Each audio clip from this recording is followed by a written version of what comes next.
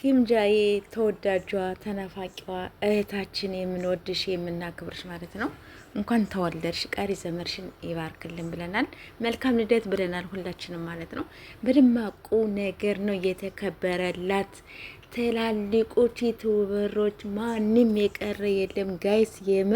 የምር ያልተጠበቀ ነገር ነው ዛሬ የተደረገው ነገር ማለት ነው።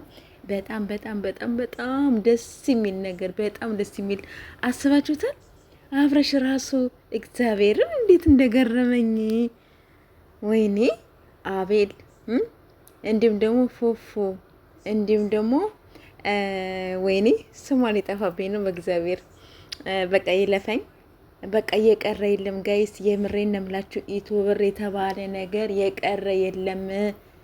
እኔ እንደዚህ ማለት አይቻለሁኝ ብዙ ጊዜ ማለት ነው። እኔ እንደዚህ ሲከበር እኔ አያቼ አላቅም ማለት የምሬን ነው የምላችሁ። እግዚአብሔርን እኔ ማካበር ነገር ሆኖብኝ አይደለም፣ ግን በጣም ነው የገረመኝ።